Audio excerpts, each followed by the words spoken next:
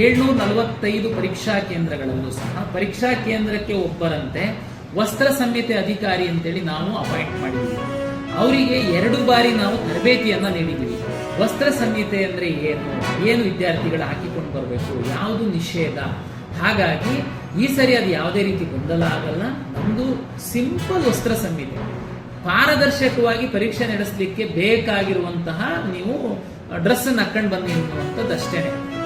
ನಾವು ಹಾಗಾಗಿ ತಾವು ಫುಲ್ ತೋಳು ಶರ್ಟ್ ಹಾಕಿ ಬರಬೇಡಿ, ಲೆದರ್ ಶೂ ಫುಲ್ಲು ದುಡ್ದಿರುವಂಥದ್ದು ಹಾಕೊಂಡು ಬರಬೇಡಿ, ಸಿಂಪಲ್ ಆಗಿ ಬನ್ನಿ ಅಂತ ಹೇಳುವಂಥದ್ದು ತಾವೆಲ್ಲ ಸಹಕರಿಸ್ತೀರಾ ಅಂತೇಳಿ ನಾನು ಭಾವಿಸಿದ್ದೀನಿ. ಮತ್ತು ಎಲ್ಲ ವಿದ್ಯಾರ್ಥಿಗಳಿಗೆ ತಮಗೆ ವಾಟ್ಸಪ್ ಮೂಲಕ ವಿತ್ ಪಿಕ್ಚರ್ ಇರುವಂತಹ ವಸ್ತ್ರ ಸಂಹಿತೆದು ಯಾವುದು ತರಬಹುದು ಯಾವುದು ತರಬಾರ್ದು ಅಂತೇಳಿ ಹಾಕಿದ್ದೀವಿ. ದಯಮಾಡಿ ಅದನ್ನು ನೋಡಿ ಸಹಕರಿಸಿ ಅಂತ. ಧಾರ್ಮಿಕವಾಗಿ ನಾವು ಕೆಲವೊಂದು ಡ್ರೆಸ್ಸನ್ನು ಹಾಕೊಂಡು ಬರಲೇಬೇಕು ಅಂತನ್ನುವಂಥದ್ದು ಅನಿವಾರ್ಯತೆ ಇದೆ ಅಂತನ್ನುವಂಥವರಿಗೆ ಸಹ ನಾನು ನನ್ನ ವಿಡಿಯೋ ಮೂಲಕ ಮತ್ತೆ ನಮ್ಮ ಲಿಖಿತವಾಗಿ ವಿನಂತಿ ಮಾಡಿದ್ವಿ. 2 ಅವರ್ಸ್ ಮೊದಲು ತಾವು ಸಂಸ್ಥೆಗೆ ರಿಪೋರ್ಟ್ ಮಾಡ್ಕೊಂಡ್ರೆ ಈ ವಸ್ತ್ರ ಸಂಹಿತೆ ಅಧಿಕಾರಿ ತಮ್ಮನ್ನ ಪ್ರತ್ಯೇಕ ಒಂದು ಕೊಠಡಿಯಲ್ಲಿ ಕೂರಿಸಿ ತಮ್ಮ ಇಂದನೇ ಸಂಪೂರ್ಣವಾಗಿ ತಪಾಸಣೆ ಮಾಡಿ ನಂತರ ತಮ್ಮ ಪರೀಕ್ಷಾ ಕೇಂದ್ರದೊಳಗಡೆ ಬಿಡ್ತಾರೆ.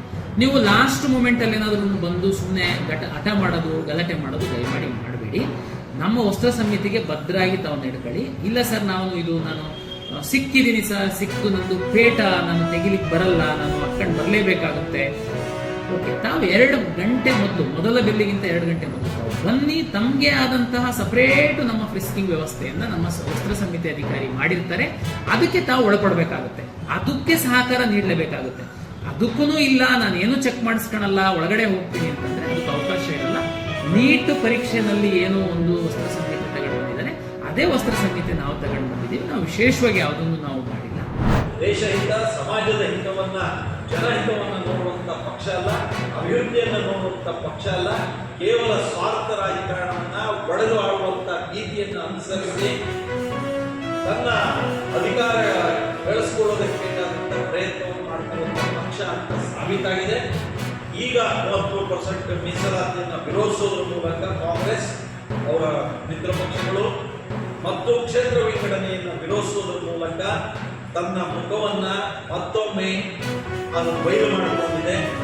ನಮ್ಮ NDA ಸರ್ಕಾರ ಅಥವಾ ಭಾರತೀಯ ಜನತಾ ಪಾರ್ಟಿ, ಕಾಂಗ್ರೆಸ್ಸಿನ ಮತ್ತು ಈ ರೀತಿ ಅವರಿಗೆ ಬೆಂಬಲಿಸ್ತಾ ಇರುವಂಥ ಇಡೀ ಮಿತ್ರ ಪಕ್ಷಗಳ ಈ ಮುಖವಾಡವನ್ನು, ಈ ಧುಡುಕ ನಿಲುವನ್ನು, ಅವರು ಒಂದೇ ಸುಳ್ಳನ್ನ 10 ಸಲ ಹೇಳಿ ಕರೆ ಮಾಡೋದಕ್ಕೆ ಮಾಡ್ತಿರುವಂಥ ಪ್ರಯತ್ನವನ್ನು ನಾವು ರಾಜ್ಯದ ಜನರೆದುರಿಗೆ ತೆರೆದಿಡ್ತೇವೆ.